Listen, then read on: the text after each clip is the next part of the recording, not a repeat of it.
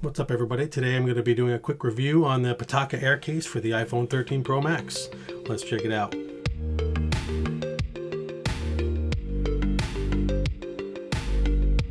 So, normally I'm an OtterBox or a thick case type of guy. I like cases where you drop the phone or whatever, it's going to give it the maximum chance for survival there.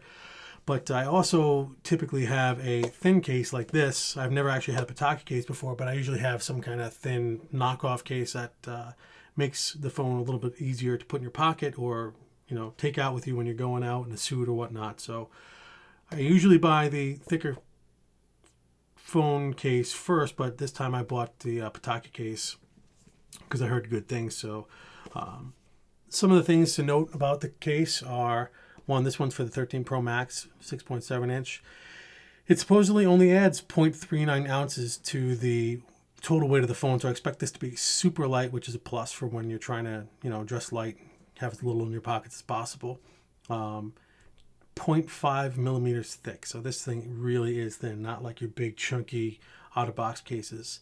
Smooth textured surface. I'm not sure how that's going to work out with, holding onto the phone, not dropping it and whatnot, but we'll see. And it's made from genuine aramid fiber.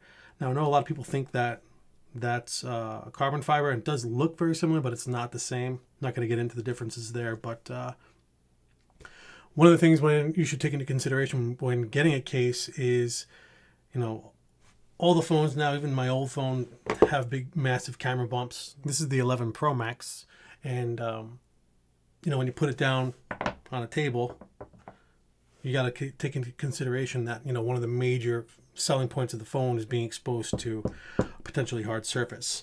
So any case you get should have a ring around it if you really want to add some extra protection and give your camera sensors, a fighting chance at lasting the length of the life of the phone. So this phone case does have that. Some of the things they talk about: precisely cut for your device. Obviously, it's for the phone. Ultra lightweight, and again, made of that aramid. So let's check it out. Wow, it was tight. Nothing really special to see here. A little bit of information on the back. Their webpage, ipitaka.com. Wow, that's pretty sharp. Blends right in there. Little instructions on the inside, how to put it on, but it's a phone case. Just slap it on there. I'm sure that there's a specific way to do it. Looks like they want you to start in the front, work your way to the back. But we'll see. Or start in one corner, work your way around the phone. That's pretty cool. Makes sense so you don't stretch it out. Well, let's come back to this in a sec. What do we got here?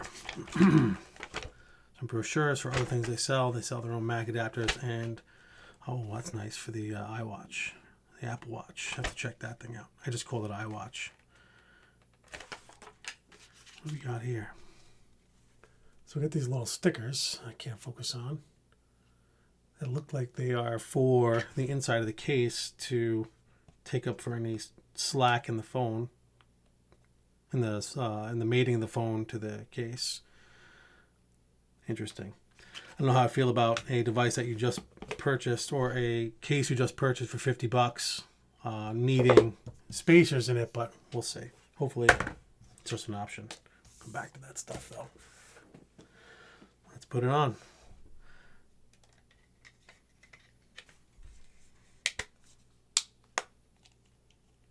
Oh, I see. Yeah, those corners are tight. Okay, yeah. It did bend a little bit, like to go on, but I can see why they want you to put it on one corner at a time so that it doesn't damage the case. I'm currently transferring from my old phone there. The edge around the camera bump is definitely significant. Looks like it's just enough to, it's just higher than the actual optics on the camera sensor, so that's good.